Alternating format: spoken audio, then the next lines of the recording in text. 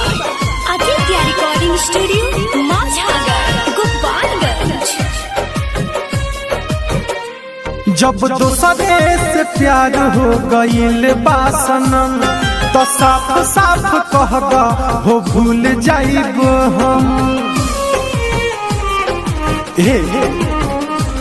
जब दोसरे से प्यार हो गईल बा सनम तो साफ साफ कहदा हो भूल जाइब हम। कवन गलती के बदला तू हमसे ले लेलू कुछ ना, हाँ हाँ कुछ ना बोलो कहा काहे फोन कैला काट देवे। कुछ ना बोलो कहा काहे फोन कैला काट देवे।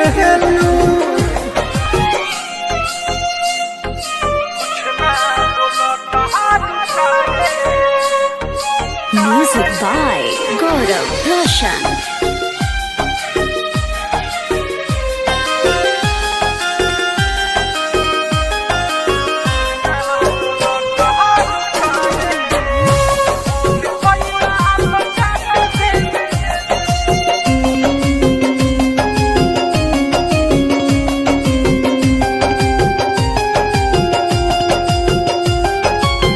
सुनो जान ठीक ना हमारा साथ करो कहारू लगता कि दोसरे के हाथ धरतारू।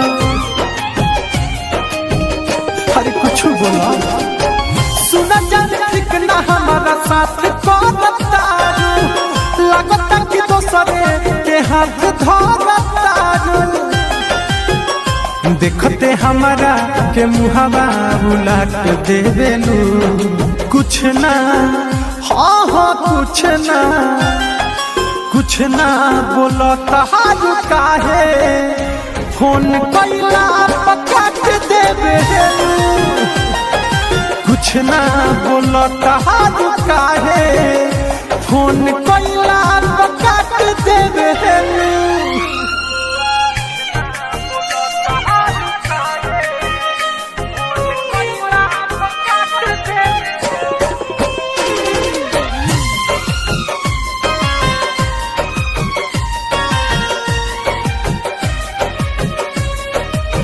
साचे बतिया कहतानिया जो लगता कि खास हो गईले रविराज हो।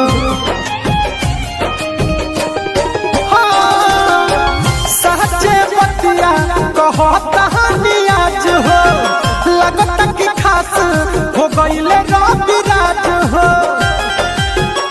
कह के गलती दीपकवा पसाट देवेलू कुछ ना, हाँ हाँ कुछ ना बोलो तहारू काहे फोन कैला काट देवेलू। कुछ ना बोलो तहारू काहे फोन